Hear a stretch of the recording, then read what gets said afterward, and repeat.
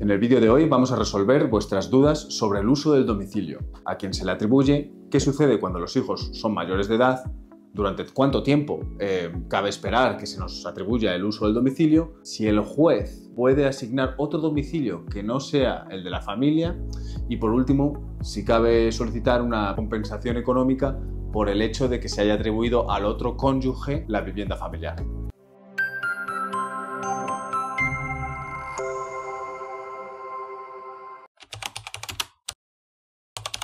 Lo primero que debes saber es que en caso de divorcio, si hay hijos menores de edad, el uso del domicilio familiar va a ser atribuido al cónyuge al que se le atribuya la guarda y custodia de los niños, y ello con independencia de quién es el propietario de la vivienda.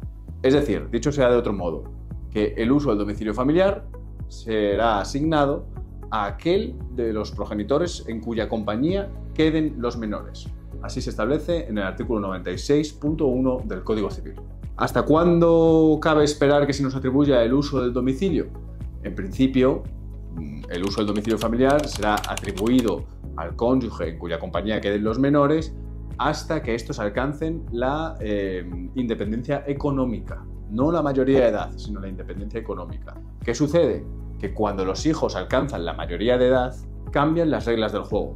A partir de entonces, ya lógicamente no opera el automatismo de que se asigna el uso del domicilio familiar a aquel que tiene la guarda y custodia de los menores, porque ya no hay guarda y custodia, los hijos son mayores de edad. El uso del domicilio familiar corresponderá al cónyuge cuyo interés sea el más digno de protección. ¿Y a qué me refiero con esto? Pues que si a ti no se te ha atribuido el uso del domicilio familiar y tus hijos alcanzan la mayoría de edad y estás en peor situación que el otro cónyuge, puedes pedir, mediante un procedimiento de modificación de medidas, que se te asigne a ti el uso de la casa que antes era el domicilio familiar. Hasta aquí lo que sucede en los casos de guarda y custodia monoparental. Pero ¿qué pasa cuando se atribuye la guarda y custodia compartida de los menores a ambos progenitores?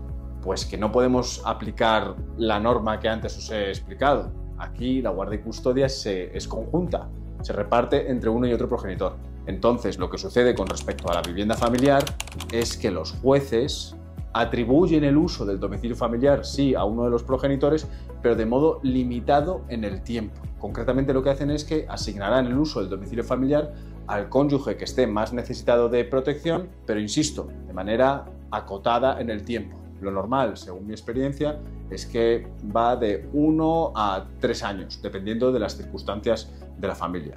Una vez transcurrido este plazo de tiempo, habrá que estar a la liquidación del régimen económico matrimonial o a la venta de la casa. Otra pregunta que acostumbráis a hacer es la siguiente: ¿puede el juez asignar el uso de un domicilio a una de las partes aun cuando ese domicilio no es el familiar?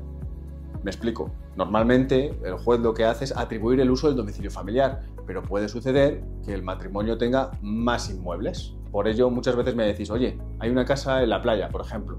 ¿Puede el juez asignarle el uso al cónyuge que no se ha quedado con el uso del domicilio familiar? La respuesta es negativa. Nuestro Tribunal Supremo viene desde hace ya bastante tiempo, desde el 2012 que yo recuerde, dictando sentencias que han sido confirmadas diciendo que no, que lamentablemente no. Y es que por mucho que el juez intente pacificar la cuestión mediante la atribución del uso de las viviendas, lo cierto es que la ley solo le permite pronunciarse sobre el uso del domicilio familiar. Por último, aunque no menos importante, quizá la pregunta que más me hacéis en el despacho: ¿puedo solicitar una compensación económica por el hecho de que se haya atribuido al otro cónyuge el uso del domicilio familiar? La respuesta, lamentablemente, es que la mayoría de nuestra jurisprudencia entiende que esto no es posible. En la sentencia de divorcio no se va a poder pronunciar el juez sobre este extremo, no va a poder ser, porque la ley no contempla esta posibilidad, así de sencillo. La cosa se vuelve más peliaguda o más espinosa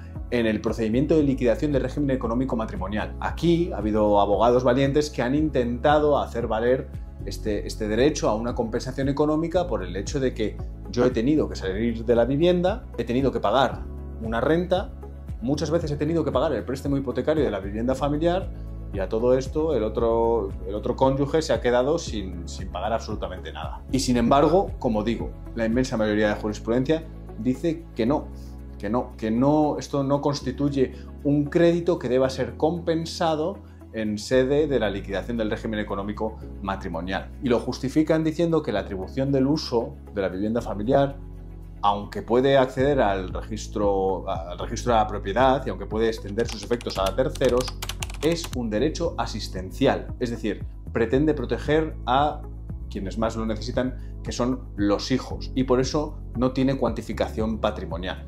De todas formas, te aporto sentencias en la descripción del vídeo para que puedas ilustrarte. Si este contenido resuena contigo y deseas más vídeos como este, no lo dudes, suscríbete, dale a me gusta y síguenos.